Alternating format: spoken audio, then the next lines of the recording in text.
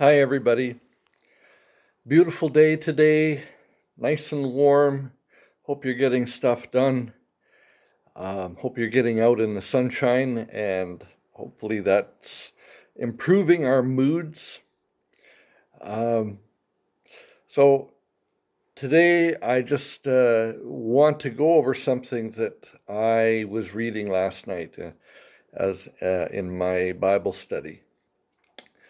Um, that's when I do my quiet time and so on. And I'm reading through Second Timothy, and Paul is talking to Timothy, who is Timothy is is the student of Paul. Paul is mentoring him and has sent him off to pastor a church. I believe it's Ephesus, and trying to encourage him to just do a good job and to be bold and to not put up with any criticisms or anything like that. Uh, Paul is talking a little bit about how he has to discipline himself, which confronts me. I'm not the most disciplined person in the world, but but the whole goal is to strive to be doing something uh, for God, for our joy, because they are intermingled. Uh, and part of the issue is going to be a little bit uh, about how to pursue for uh, uh, for Timothy. How is he going to be pursuing? Paul is using himself as an example of somebody who's pursuing and trying to deal with his own situation. Paul is in prison, and Paul is being disciplined, and he's expecting anybody who's following God to really take it seriously. And and if we do that, there's a result.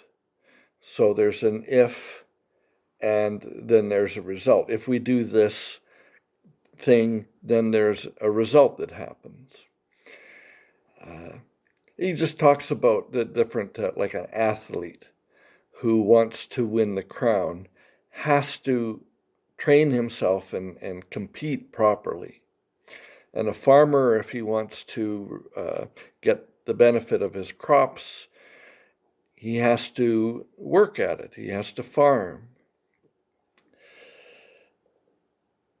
Now, there's this portion here that Paul is going to write down and some advice, and it's a saying. So it's not likely that Paul made this up himself. It's probably just something that was in the early church. He might have made it up, but what it is it's something that he expects people to memorize. And it goes into this rhythm of if and the results, what happens to us if we do things. So it starts off, we're in 2 Timothy 2, and we're starting off in verse 11, and I'm just going to go one portion at a time. If we died with him, we will also live with him. It is a matter of dying. And we have to take this seriously, that salvation doesn't come just because we go forward at an altar call or do one thing. It is a process of dying so that we can live.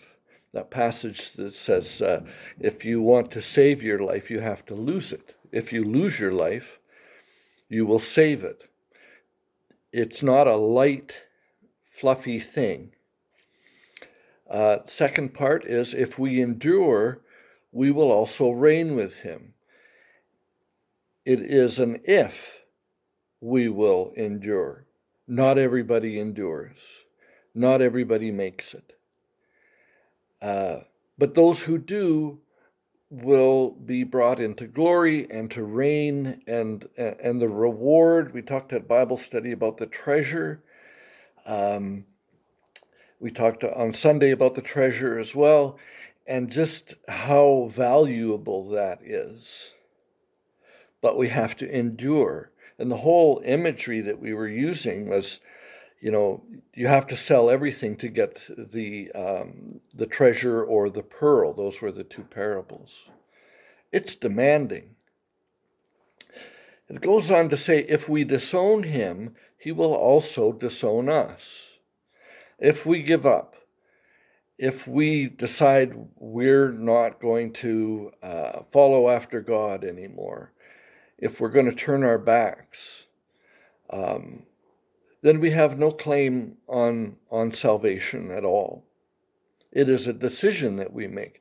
It's a decision that we make to follow after God, and it is a decision to stop following after God.